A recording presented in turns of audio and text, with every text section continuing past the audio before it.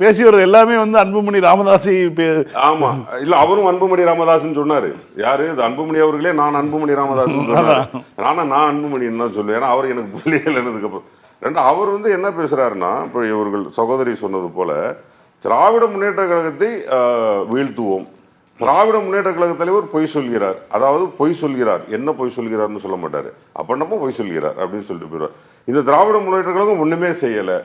திராவிட முன்னேற்ற கழகம் வந்ததற்கு போதைப் பொருள் கலாச்சாரம் வந்து விட்டது. நீ யாருக்கு பக்கத்தில் உட்காந்து பேசிட்டு இருக்கிறீங்க? அனைத்து இந்திய அண்ணா திராவிட முன்னேற்ற கழகம் வந்தபோது குட்கா வழக்கில் ஆரம்பிச்சு அத்தனை வழக்குகளும் பெண்டிங்ல இருக்கு. கொலை வழக்கு அத்தனை இருக்கு அங்கே உட்காந்துருக்கிற பேர்ல. கொடநாடு கொலை வழக்குல இருந்து அத்தனை வழக்கு இருக்கு. அத்தனை வழக்குகளை வச்சுட்டு அவரை பத்தி எப்படி ஒன்னால பேச முடியுது? ஸோ அது வந்து முற்றிலும் சகோதரர் சொன்னது போல இந்த மாதிரி இந்த கேஸுக்கு பயந்தவன், உயிருக்கு பயந்தவன், இவங்க எல்லாம் சேர்ந்த கூட்டணியாக தான் அந்த கூட்டணி தெரிந்ததே தவிர மற்றபடி அந்த ஆக்சுவலாக சொல்ல போனால் அந்த வீக்கஸ்ட் ஸ்டேஜ் நான் பார்த்ததுலேயே இது வரைக்கும் கூட்டணிக்கு ஒரு ஸ்டேஜ் போடுவாங்கல்ல, அந்த ஸ்டேஜ்லேயே வீக்கஸ்ட் ஸ்டேஜ் அந்த ஃபர்ஸ்ட். ஒருத்தர் முகத்திலும் சிரிப்பே இல்லை.